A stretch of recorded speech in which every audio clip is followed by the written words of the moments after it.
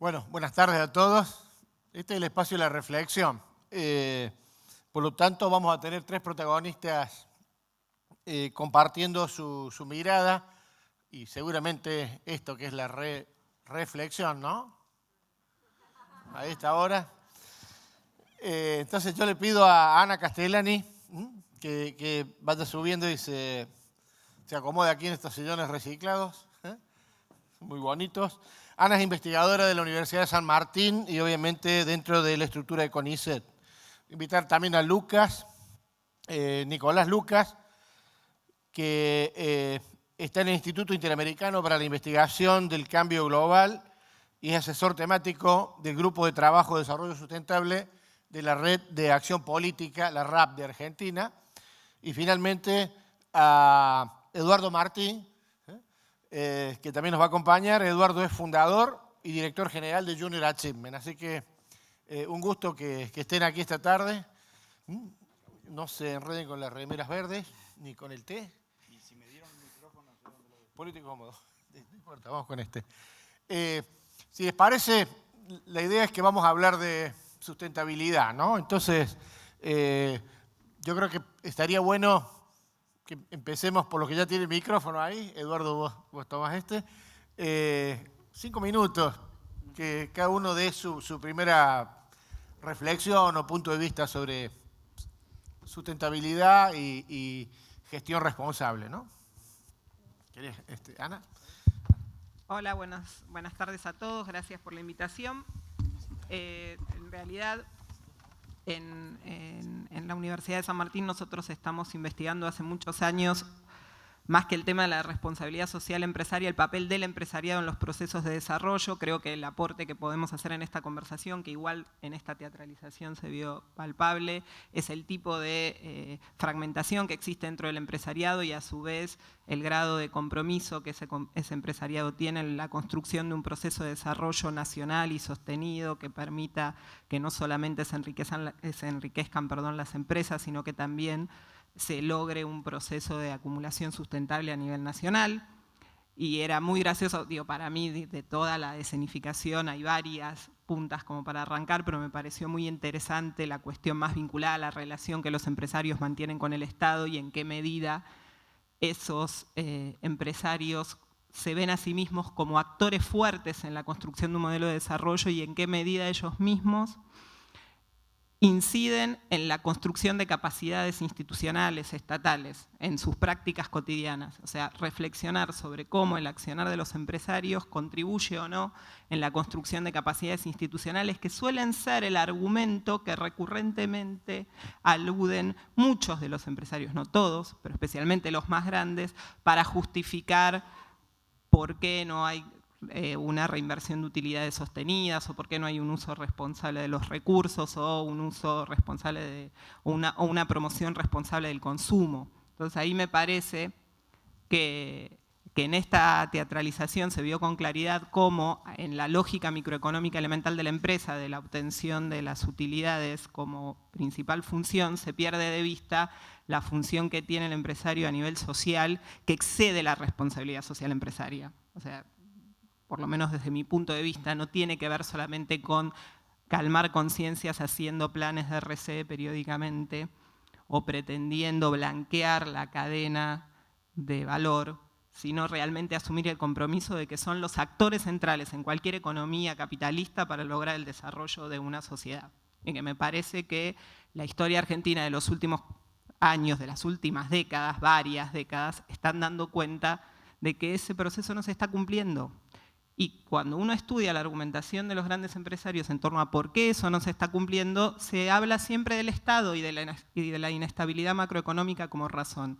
Y la pregunta que yo les dejo y que quería traer acá y que podemos empezar también a incorporar a este tipo de debates es hasta qué punto el accionar de los empresarios contribuye o no a construir calidad institucional. Perfecto, gracias Ana. Nicolás. Sí, gracias por la invitación. ¿Se escucha? Sí. A mí siempre me energiza venir a espacios donde está ese grupo pequeño y determinado de gente que cambia el mundo, ¿no? Como decía la antropóloga, que esto representa eso. porque en definitiva este es el grupo de gente que va corriendo los parámetros, ¿no? Y que van generando nuevas conductas y nuevos modelos, nuevos valores, o instalándolos como norma y no tanto como excepción, de a poquito, ¿no? La obra, excelente, ¿no? Y francamente uno se identifica plenamente en distintos momentos, distintos roles, y se le puede entrar por muchos lados a la reflexión por eso. A mí me interesaba uno que para mí empalma bien con lo que decía Ana, y es, yo en algún momento de mi vida fui autoridad pública, ¿no? Fui secretario de Desarrollo Sustentable de la provincia de Tierra del Fuego, hasta hace poco. Y una de las cosas que más me frustraba era la incapacidad de los actores económicos importantes, no te digo los que están peleándola mal, pero sí los que están bastante consolidados, de entender que la salud del tejido social es también la salud propia, ¿no?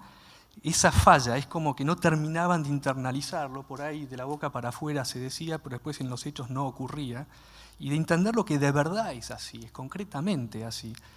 Y claro, ahí es donde aparece el actor que estaba sentado acá, el empresario, donde yo esto lo conversaba con un amigo mío que es industrial, un tipo de muy buena gente, pero muy vieja escuela, que me decía, vos como autoridad no tenés que esperar nada del actor económico. Vos tenés que esperar que el tipo lo único que va a hacer es dinero y sobre eso tenés que operar. Y yo decía, bueno, pero eso es muy vieja escuela, porque hoy por hoy está súper probado y demostrado que eso no alcanza. Vos tenés que internalizar como actor de la sociedad que incide sobre la realidad concreta, las conductas, los valores, las instituciones, que la salud del tejido también es tu propia salud. Pero también es cierto que eso debe ser facilitado por un Estado que se encargue de habilitar esas conductas y de hacer que las que son constructoras de tejido social, de relaciones constructivas, de cooperación, privilegiarlas por sobre las que son estrictamente egoístas y que son estrictamente centradas en uno mismo, ¿no? Entonces ahí entran los incentivos positivos y los negativos, sobre lo cual podemos hablar si quieren. Perfecto, muchas gracias. Eduardo. Bueno, gracias por la invitación. Yo represento a Junior Achievement. Me parezco el representante de la multinacional, el greedy capitalista, el explotador de masas, el pity yankee. Así que creo que en la Edad Media, cuando el señor feudal hacía alguna macana, violaba a alguna doncella o hacía algo mal, había una figura que los llamaban los jueces, y el tipo tenía que testificar y por ahí se lo condenaba a 10 latigazos. Y entonces obviamente nadie le iba a dar 10 latigazos al señor feudal, entonces existía una figura que se llama The Whipping Boy, el que recibe las cachetadas. Bueno, a mí me parece que me llamaron aquí para ser el Whipping Boy. En realidad ninguna empresa se comporta como la obra lo manifestaba. Hay gente que sí, pero nadie habla así a largo plazo, ni desprecia así, ni pone en contradicción lucro con largo plazo. Las empresas saben perfectamente, coincido con algunos aspectos, y especialmente con el último comentario. Muchas empresas toman como un dato el contexto y no se involucran. Teniendo más que responsabilidad social empresaria, deberían desarrollar responsabilidad intelectual empresaria. Ver en dónde están los valores de la sociedad y tratar de involucrarse, compartir y discutir. El problema de hoy, a mi juicio, tengo 5 minutitos, sí, 3 claro. Desarrollo 4 notas que tomé recién, porque no sabía que iba a tener que desarrollar, pero a mi juicio radica en 2 o 3 puntos. ¿Qué quiere decir sustentabilidad? Éxito a largo plazo. Y en general, el concepto actual de sustentabilidad y quienes lo han desarrollado sostienen que nuestra conducta actual no es sustentable, primer punto, ya sea porque los recursos son escasos y hay que cuidarlos mejor, o porque estamos en una época de sobrepoblación, o se dan muchos argumentos. Se sostiene que nuestra conducta actual está dominada por corporaciones capitalistas, pulpos que explotan a la gente o al obrero pagando salarios injustos, como si los salarios dependieran de un concepto de justicia ajeno a los mercados, y dependen de la anarquía del mercado libre. Y un tercer concepto, en general, es que para solucionar estos problemas se requeriría un management centralizado, sabio, que cuide los recursos, que cuide la economía, que trabaje en hábitos de consumo y que básicamente está obviamente esa responsabilidad a cargo de los gobiernos. Esa es la tesis. Bueno, Yo les diría que si exploran a fondo el tema, es complejo y hay mucho desarrollo, se van a encontrar que los recursos son mucho más ilimitados de lo que se cree, que en general somos inteligentes y somos ingeniosos, sabemos reciclar y le encontramos la vuelta. Si miran en general en la mayor parte de los recursos, las reservas que la Tierra tiene y que las podemos encontrar han aumentado, no han disminuido. Siempre se nos ocurren nuevas ideas. En segundo lugar, hoy las economías del planeta son mixtas, no son capitalistas. Hay muchas autoritarias incluso. Y van a descubrir que cuanto más intervenida es una economía, más regulada está, menos sustentable es. En realidad la tesis es al revés. Los países más libres cuentan con más recursos, stocks de capital, cuentan con más riqueza para limpiar los líos que arman, que indudablemente los arman, pero saben limpiarlos, y además pueden abastecer mucho mejor a poblaciones crecientes. Tienen gran flujo de inmigrantes y hacen la cosa sustentable. Y en general, justamente, y con esto termino esta introducción, que las sociedades que son libres y que permiten la aparición de emprendedores, desregulan, son abiertas, permiten agilidad en los negocios, tienen bajos impuestos, son las que generan riquezas, inventan y tienen la agilidad para resolver los problemas. A la inversa, la centralización, el auge de burócratas, los gobernantes metiendo la nariz en las actividades privadas en forma continua generan lo opuesto: pobreza, estupidez colectiva y generalmente parálisis. Era el whipping boy, dije, ¿no? Bueno, creo que la idea quedó por lo menos expresada, ¿no? Que cada uno mantuviese un punto de vista.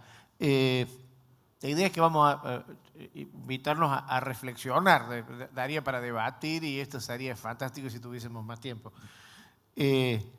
Pero creo que estamos sobre una pista interesante, ¿no? O sea, Ana está diciendo esta doble responsabilidad de construcción también de políticas públicas, de involucramiento, en todo lo que tenga que ser también con construir un mejor tipo de gobierno, un mejor tipo de sociedad, a partir de pensar el rol público, ¿no?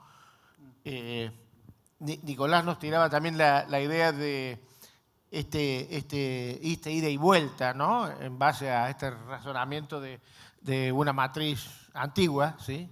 Superada, por cierto, la 1.0, como decimos, que tiene que empezar a mirar una lógica de construcción que tiene que ver con que no hay empresas exitosas en sociedades que fracasan, ¿no? Y entonces, ¿cuál es tu rol frente a eso? Y Eduardo está planteando también, además, desde otra perspectiva, esta idea de en cuánto juegan algunas informaciones o no que tengamos, cómo las analizamos, y obviamente a partir de eso cómo juega el rol también de la libertad, digamos, en algunos temas, ¿no? En función de un compromiso, insisto, con la sustentabilidad. ¿Cómo se debiera hacer, Ana, para pensar un empresariado que mire esta lógica de construcción de lo público en un rol que entienda que no se está saliendo de lo que le es inherente, además, ¿no? Dos cuestiones. La primera, reflexionar sobre las asimetrías que presenta el mercado en sí. O sea, la idea de que el mercado libre se autorregula, aunque uno la compartiera, no es mi caso, pero aunque uno la compartiera, habría que preguntarse por el tipo de actores que tenés en ese mercado y si todos están partiendo de una situación igual y hasta qué punto esa libertad después permite que la posición dominante que detentan algunos funcione o no funcione como pensamos que tiene que funcionar. La segunda cuestión que tiene que ver más a lo que aludís con la pregunta, que tiene que ver con la interrelación, es con datos concretos. O sea, los datos concretos de las acciones políticas del gran empresariado en la Argentina durante los últimos 40 años, ya sea a través de las corporaciones que los representan, donde tratan de coordinar intereses, ya sea con las corporaciones informales que periódicamente conforman, como en este último tiempo la Asociación de Empresarios Argentinos, o en otro tiempo los Capitanes de la Industria, o en otros tiempos el Grupo de los 17, de los 11, de los 13, etc., ha sido una acción política tendiente a obtener la mayor cantidad de prebendas y beneficios por parte del Estado. Si hay una apuesta tan fuerte del gran empresariado y una creencia tan fuerte del gran empresariado, como manifiesta Eduardo, en que el mercado es el mejor articulador, no se entiende por qué el grueso de la acción política del gran empresariado está volcada a obtener exenciones, beneficios, reservas de mercado, y incluso en el periodo en que en la Argentina más libertad y desregulación hubo, que podría decirse que fue entre el 89 y el 2001, fue un periodo en donde los empresarios fugaron 50.000 millones de dólares de la Argentina, y no en el 2000 y 2001. Los datos más fuertes de fuga, los 30.000 de los 50.000 en total se fugaron en el 95, 96 y 97. Mientras tanto, la acción política del empresariado fue totalmente proclive al gobierno, a las políticas económicas y al apoyo a la gestión de Menem, que estaba en ese momento a cargo de la presidencia. ¿Por dónde le irías, Ana, para plantear un cambio? ¿Cuál sería el hilo que tomarías? El hilo que tomaron los países que lograron un proceso de desarrollo e industrialización tardía. Los que llegamos tarde a los procesos de industrialización, seguimos distintas vías, algunas con más o menos éxito. Por supuesto, las experiencias son únicas, imposibles de replicar, pero el dato concreto del éxito de los países del sudeste asiático está vinculado con la reciprocidad y el disciplinamiento que lograron construir en la relación Estado-empresario.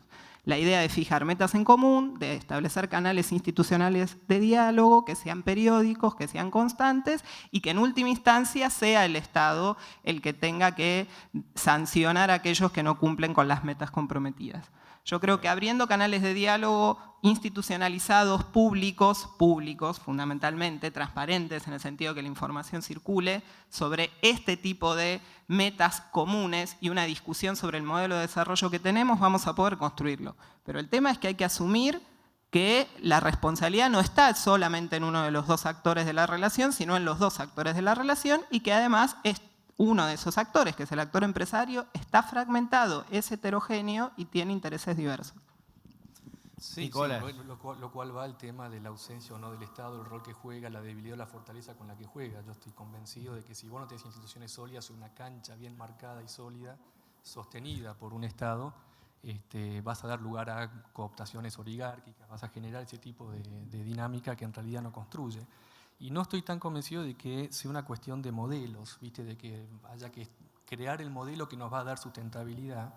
Más bien creo que la sustentabilidad puede convivir como aspiración, ¿no? Y como objetivo de política en una diversidad de modelos, en distintos, siempre y cuando, en mi opinión, desde lo económico se den tres condiciones adjetivas, de forma, no sustantiva, ¿no?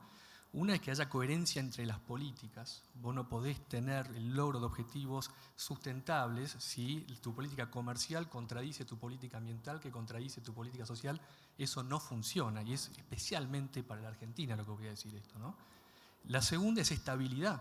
Tampoco podés aspirar a un desarrollo sustentable si vos vas bandeándote de un lado para otro con la regla de juego y vas generando incertidumbre y vas generando un incentivo a la conducta estratégica. Estos señores que se sentaban conmigo cuando yo era autoridad y claro, estaban acostumbrados a los bandeos y se habían hecho al zapato, ya sabían cómo manejarse en ese, y la expectativa es que íbamos a volver a bandearnos, ¿no?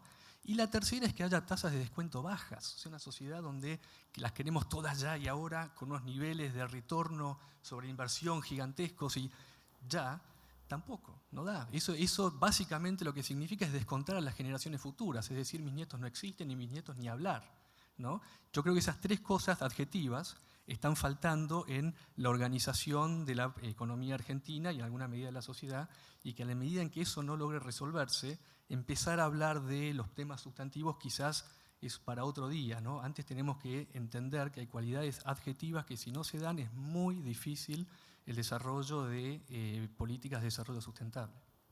Perfecto. Eduardo. Sí. Algunos puntos le voy a pelear un poco a Ana. Ana, ya, está bien. Trajeron para hacer un poco de show, así que le voy a pelear un poco a Ana. En primer lugar, coincido con vos, Ana. Coincido con vos, Ana, en cuanto a que, por supuesto que los empresarios son buscadores de privilegios, créditos subsidiados, economías cerradas y crédito barato. Eso es común. Yo visito, mi trabajo es visitar 300 CEOs por año. Y obviamente es muy difícil a un tipo que te dice, me acaban de ofrecer un crédito al 13%, cuando la inflación es del 25% anual, no tomarlo. Yo me debo a mis accionistas, más allá de de que obviamente alguien va a pagar la diferencia en la tasa de interés. Pero justamente eso debería llevarnos a pensar en limitar el poder de los gobernantes y de los burócratas de asignar privilegios. No es posible que le otorguemos a un sujeto la posibilidad que decida quién importa, quién no importa o quién hace negocios. Y justamente los empresarios que hoy hacen negocios con el gobierno no son los de ADE. Habrá alguno que otro, pues está lleno de gente que tiene esqueletos en el ropero en un régimen tan regulado como en esto. Pero don Cristóbal López o Lázaro Báez o Britos o Eskenazi o los Gelbard de este planeta, en general, hoy no pertenecen a esa asociación que justamente nombraste. Segunda tesis. La tesis en general que se enseña en nuestras universidades es la idea de la competencia perfecta. La economía libre y la economía de mercado funciona si se dan ciertos supuestos. Por ejemplo, que hay una innumerable cantidad de actores dentro del área económica en cuestión, donde todos poseen la misma información, donde todos son flexibles en función de las... Entonces te dan una serie de supuestos que obviamente no se dan en la realidad. Entonces, dado que no se dan esos supuestos en la realidad, la economía no es justa y debe ser regulada. Y eso abre paso a la intervención del gobierno. Después nos asombramos cuando le damos poder a los funcionarios que regulen y se metan dentro del proceso económico, que haya privilegios, que haya subsidios y que haya coimas. Es consecuencia de eso. En tercer lugar, en general es clave que haya instituciones sólidas. Coincido con vos en ese punto. Las instituciones deben ser sólidas, pero para eso tenemos que tener un rol más alberdiano, más sarmientino de cuál es el rol del gobierno. Cuando empezamos a expandirlos a 500 áreas, es donde justamente surgen los problemas de otorgarle exceso de atribuciones al sector público que termina saqueándonos el 55% del Producto Bruto. No podemos hacer nada, desde ahorrar hasta defendernos de la inflación, sin tener que pedirle permiso a algún burócrata. En general, mi tesis es que eso obedece justamente a la falta de algunos estándares claros de propiedad privada. En el índice de respeto por la propiedad privada en la Argentina está 107 de un total de 130 países. Eso conspira contra la posibilidad de planeamiento a largo plazo, de poner en práctica temas de sustentabilidad, de cuidar el mercado a largo plazo. Obviamente nos miran cómo hago negocios a 2 años y me rajo, si esto es un caos. Por ahora nada más. Nada más, me gustaría que pudiéramos reflexionar un poquito, Ana, Nicolás, Eduardo. ¿Se puede, cómo cada uno ve esta idea de, se puede ser, jugando con la viceversa, que ha sido un poco el leitmotiv, ¿no?, inspirador de todo este foro? ¿Cómo se puede manejar la viceversa, esta competitividad y sustentabilidad desde la perspectiva que cada uno tiene de lo que debiera ser el rol, ¿no? Es decir, cómo ser competitivo y sustentable de donde cada uno lo ve. Digo, porque cada uno tiene una perspectiva también desde el mundo académico, desde lo político, desde lo empresarial, probablemente, ¿no? No sé si... A mí me cuesta mucho imaginar que se puede ser competitivo y sustentable en estas reglas de juego actuales. Me parece que mientras exista la posibilidad de maximizar las utilidades, se van a maximizar, y en medida que las regulaciones se debiliten, eso va a ser... no podemos depender de la buena voluntad y el grado de concientización del empresariado para que eso se cumpla. Yo creo, y en eso coincidimos, me alegra que el planteo sea de que es necesario que exista una regulación. Después, por supuesto, lo que uno aboga es por una regulación de calidad. O sea, la intervención estatal tiene que ser de alta calidad, no de baja calidad, y que dé lugar a todo este tipo de situaciones anómalas en las que estabas mencionando. Lo que a mí me sorprende muchísimo y me lleva a pensar que es necesario el tema de las regulaciones es que cuando no había regulaciones, no encontramos del otro lado, o cuando las regulaciones eran infinitamente menores, no encontramos del otro lado un comportamiento responsable. Porque, insisto, se fugaron miles de millones de dólares durante el periodo en donde no había inflación, no había ningún tipo de control de cambios, había apertura comercial completa, y en paralelo, además, no solamente se fugaron todas las utilidades, o una parte muy importante del sector privado no financiero, solo estoy hablando del sector privado no financiero, ni me meto con el sector financiero. Y en ese periodo, que ya tuvieron la oportunidad, digamos, de contar con todas las mieles del libre mercado, además La apertura comercial, que fue la que generó la mayor cantidad de controversias al interior del empresariado, generó 4 o 5 grandes mercados recontra protegidos en un contexto de apertura. Entonces yo realmente desconfío de que en un grado de amplia liberación de los mercados, automáticamente esto se genere. Coincido plenamente en la calidad de la intervención estatal. Tiene que ser de alta calidad. Pero en la calidad de la intervención estatal no es responsabilidad exclusiva de los funcionarios. La calidad de la intervención estatal también tiene que ver con el tipo de relación que establece con los empresarios. Porque tiene que ver con... Insisto, está bien, es muy probable que haya una camada de vieja escuela de empresarios que solo quieran maximizar utilidades a como de lugar, sobornando, no sobornando. Digamos, es una dimensión estructural, en un montón de mercados es estructural, en la obra pública para empezar. Pero también es cierto que debe haber una nueva generación de empresarios que al menos se tiene que hacer el planteo de qué gobiernos necesita tener, qué calidades estatales necesita tener y qué puede aportar para construir esa calidad estatal. ¿Qué puede aportar el gran empresariado para contribuir a la calidad estatal? Esa es la pregunta que a mí me gustaría dejar si le estuviera hablando a los empresarios de la Argentina en la actualidad. Sí, a mí no me caben dudas de que la ecuación sustentabilidad y competitividad es parte de la misma ecuación, digamos, son términos de una misma ecuación, sobre todo porque el mundo avanza sostenidamente hacia la internalización de externalidades que antes se daban por sentadas y qué sé yo, y así es como tenemos las cosas que tenemos en ámbitos ambientales, sociales y demás. Entonces no tengo ninguna duda de que ese va a ser un imperativo cada vez más claro y más concreto.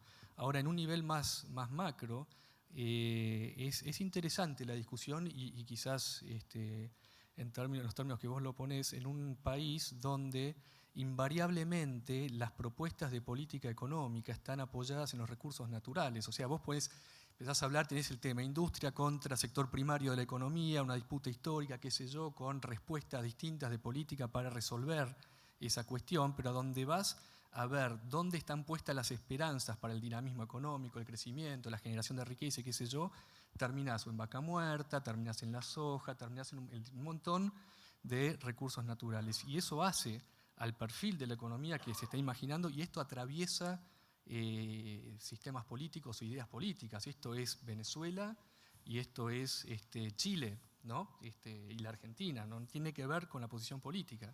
Y eso te va a definir mucho tu perfil en consecuencia de las condiciones de competitividad. Ahora, dicho eso, si te vas un poco más abajo, yo los invito a que miren las últimas reformas, la reglamentación de la Comisión Nacional de Valores para el Mercado de Capitales, ley que ahora está en disputa, vamos y venimos con la negociación, pero una de las cosas que he estado haciendo es trabajando con el directorio y la comisión para la incorporación en las normas para el mercado de capitales de la variable ambiental que estaba perfectamente ausente. Y la lógica de esa incorporación no es porque queremos cuidar el medio ambiente, es porque estamos reconociendo que los riesgos y los beneficios derivados de la cuestión ambiental hacen a la buena gestión, al mejor valor de la empresa y en consecuencia a su competitividad. Entonces, cada vez más se va corriendo esa vara. Además, si no se corre por las buenas, se corre por las malas. El activismo judicial es una realidad. Vos tenés en Tucumán, no sé hoy, pero hasta hace poco, 14 empresarios imputados por el delito de contaminación, ¿no? Entonces, si eso no afecta a la competitividad de todas esas empresas, ¿qué es lo que las afecta, ¿no? Hay una serie de riesgos que se empiezan a materializar y que antes no estaban en la ecuación. En consecuencia, yo creo que los comos micro a cada nivel dependerá de cada empresa y cada estrategia, pero que el contexto se va corriendo hacia ese lado, yo no tengo ninguna duda. Perfecto. Eduardo.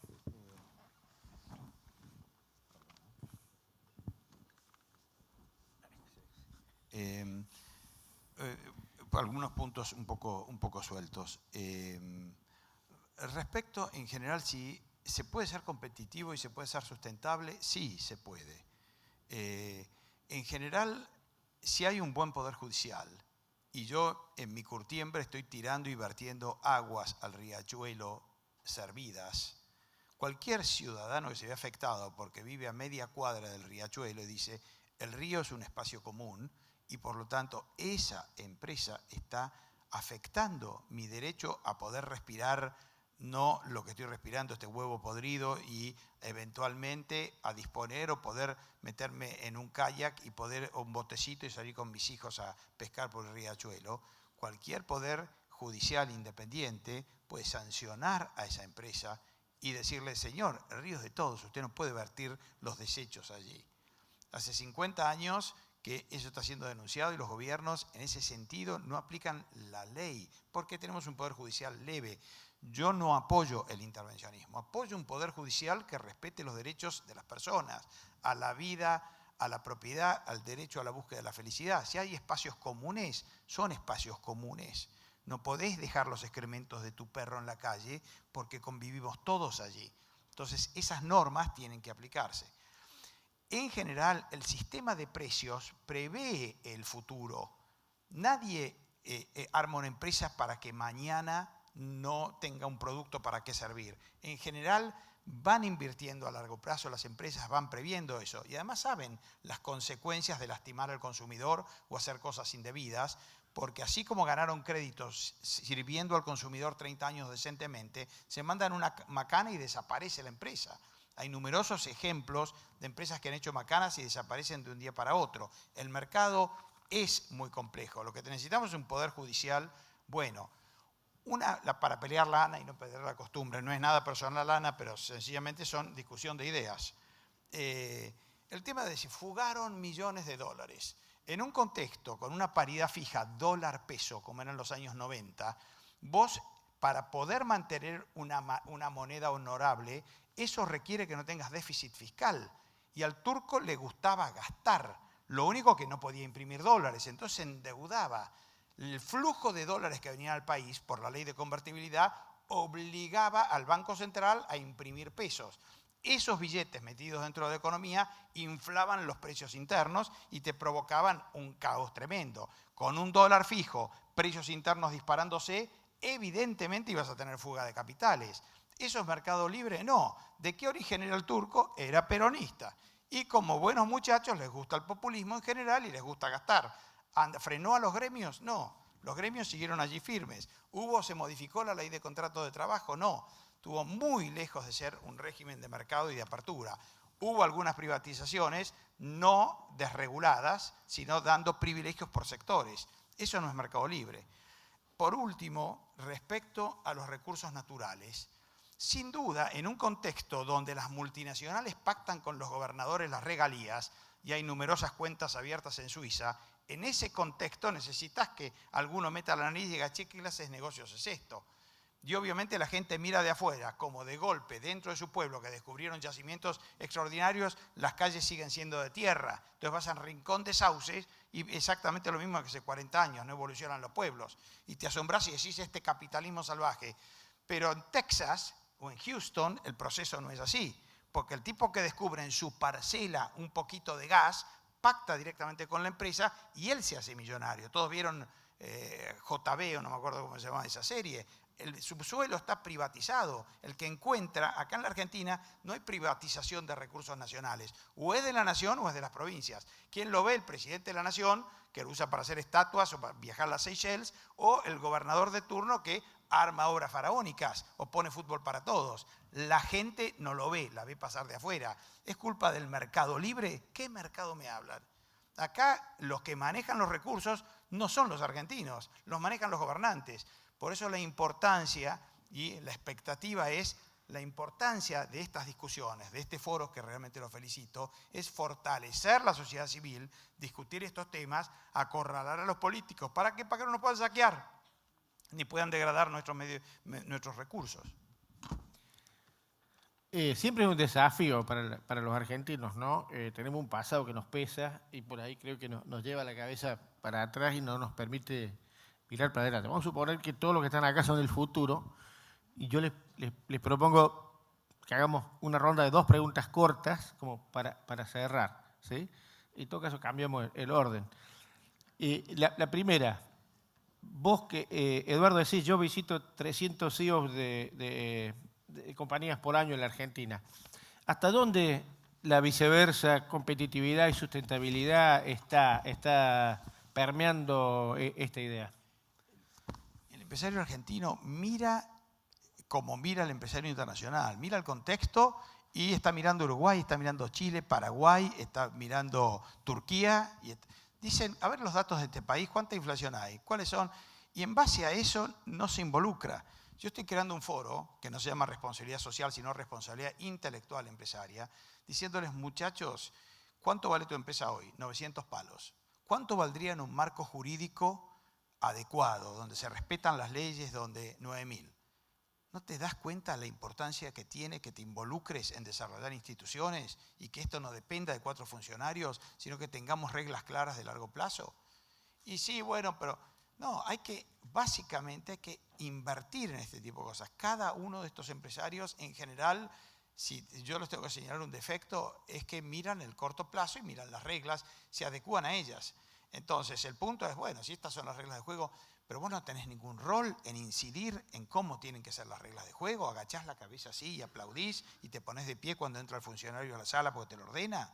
¿Viste? ¿Dónde está la dignidad? ¿Dónde está el planteo de largo plazo? En general son tipos serios, son tipos inteligentes, son tipos muy formados, pero toman esto como un dato. Mañana estoy acá, mañana en Santiago de Chile, y le asignan toda la responsabilidad a los otros factores. Dejan todo en manos de los políticos. No se construye así una sociedad.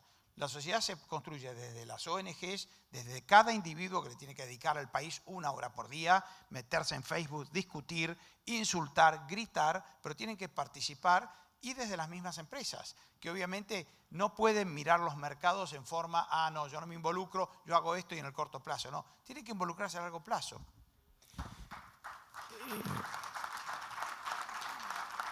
Vamos, se está uniendo ahí. Ana, una pregunta, vos me dirás si tiene pertinencia o no, porque no hemos tenido tiempo de conocernos más, pero ¿hasta dónde ves la universidad preparada y formando al nuevo liderazgo ¿no? Desde el punto de vista de la sustentabilidad con competitividad y viceversa? Yo veo que las universidades que han logrado crecer y expandirse bastante durante esta última década pueden ser actores claves en un proceso de articulación con el empresariado y con la generación de conocimiento. De hecho, en nuestra universidad, que se hace investigación básica, estamos todo el tiempo tratando de que eso se pueda convertir en un emprendimiento sustentable y rentable. Es muy difícil el otro lado del mostrador. O sea, yo entiendo que cada uno está de un lado del mostrador en el sentido de que hace su práctica cotidiana en algún lugar, pero recargar las culpas sobre los gobiernos exclusivamente pensando que ahí está toda la responsabilidad me parece que te quita mirar una parte del problema que tiene que ver con conductas arraigadas, con total justificación o no importa, pero conductas arraigadas en el empresariado que son muy complejas, a la no inversión, a la búsqueda de rentas y al cortoplacismo. Entonces, esas empresas que valen 900 millones y podrían valer 9.000 en un país más estable, también habría que preguntar la fortuna individual del empresario de la empresa de 900 millones y cuánto le interesa seguir juntando activos en el exterior u otra forma de rentabilidad que es mucho más lógico en su razonamiento individual, pero que lo deja totalmente descomprometido de su situación social. En los empresarios que son transnacionales también es entendible que, bueno, van buscando distintos lugares del planeta y pueden no tener arraigo en ninguno. Pero en el caso de los empresarios nacionales, donde se supone que toda su vida se desarrolla en este lugar y que aspira a que la vida de sus hijos y sus nietos y etcétera, etcétera, siga así, realmente creo que en ese punto nos ponemos completamente de acuerdo. Hay que tener un compromiso con la construcción del país en el que vivimos. Hay que tener un compromiso en cada lugar, desde cada lugar, y los empresarios no es lo mismo que cualquiera que va caminando por la calle. Digo, generan el capital, lo reproducen, lo deben ampliar y lo deben de hacer de una forma sustentable, y yo creo efectivamente que hay que asumir ese desafío que nos depara la historia en este momento. Perfecto, muy bien.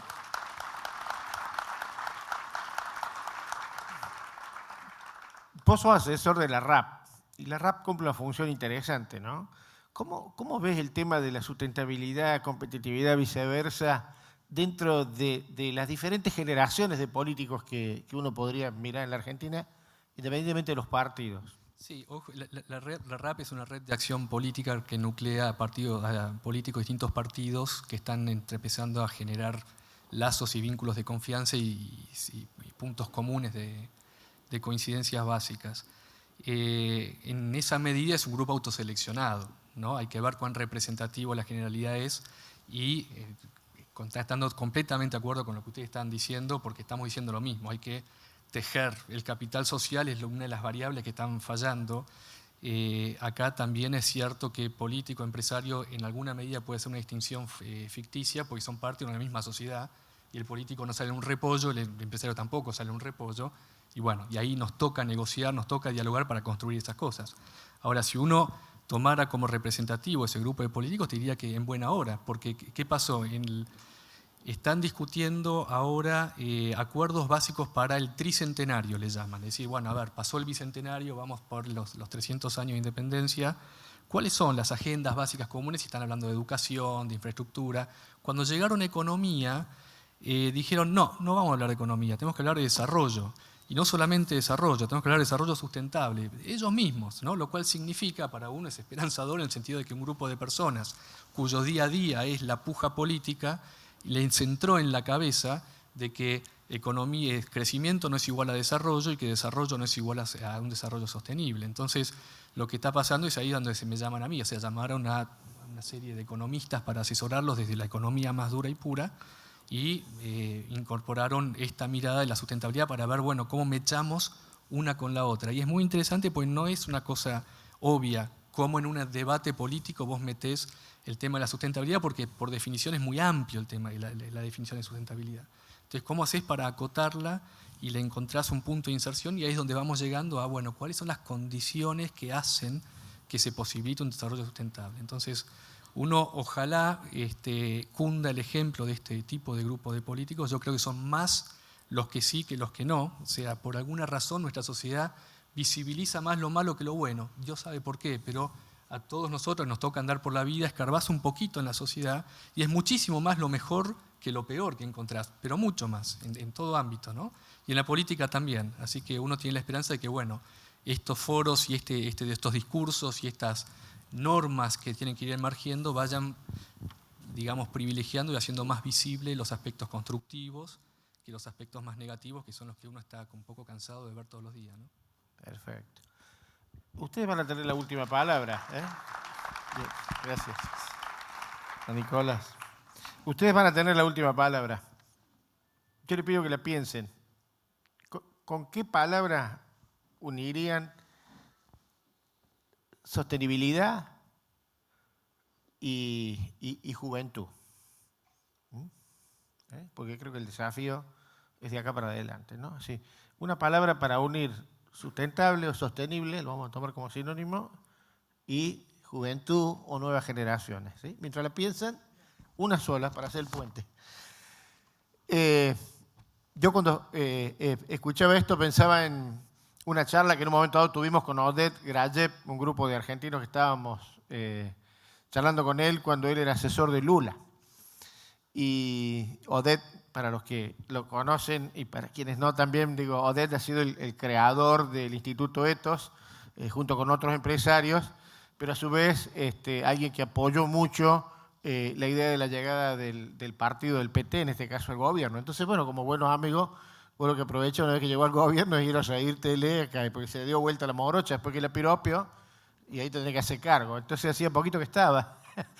y lo visitamos en Brasilia, y le dijimos, Oded, ¿cómo hicieron para aprender tan rápido y llegar a un proceso de influencia donde hoy de golpe está sentado acá? Bueno, primero me aclaró que el gobierno no eran ellos, corrió así la persiana americana esa que había, y me dice, los del gobierno son los del frente, y marcaba el Palacio de Itamaraty. Dice, nosotros vamos a elegir eventualmente la salsa, pero ellos deciden cuál es la pasta, ¿no? Diciendo las políticas de largo plazo y después la tonalidad política de la administración del momento. Pero en un momento dado le decíamos, bueno, pero ¿cuándo hicieron clic? Y Oded dijo, fracasamos varias veces en 18 años, pero empezamos a tener mucho menos fracasos cuando nos dimos cuenta de que veníamos razonando de una manera al menos equivocada. Ni siquiera habíamos entendido esa es la cultura brasileña. Nosotros hacíamos política, en alguna medida, planteando la idea de que el consenso era un resultado. Entonces, como llegamos, tiramos los dados, cada uno tiene un número diferente, no coincide, Alcoyana Capri, nos levantamos y nos vamos. Y nos dimos cuenta que el consenso es un proceso, que si nos sentamos en una mesa y que aún sabiendo que estamos en punto de vista totalmente diferente, llegamos a la conclusión de que después de una hora de diálogo estamos un poquito más cerca y justifica una nueva reunión, esa reunión valió la pena. Yo es la percepción que he tenido del poquito tiempo que tuvimos para conocernos y empezar a comprendernos y seguramente para empezar a pensarnos juntos en un desafío en el que estamos todos, ¿no? Así que vamos ahora con la palabra que cada uno... Ana, ¿la tenés? Sí, era desafío, pero la acabas de nombrar vos. Desafío, buenísimo. Nicolás. Re difícil, te diría que es tejer. Tejer. Sí, sí, porque es lo que hay que hacer en esta sociedad. Fede, tramas. Y tuviera que subir la luna, yo diría que tenemos que volver al concepto de respeto por el prójimo, ¿no? Y si podés agregarle alguna, y cuelo una, emprendedurismo, creación de riqueza, ¿no? Pero con respeto. Desafío, tejer, redes, respeto, emprendedorismo. Bueno, ojalá esto nos haya quedado como una reflexión para esta tarde y agradecemos mucho el respeto con que han seguido esto y un aplauso para los panelistas.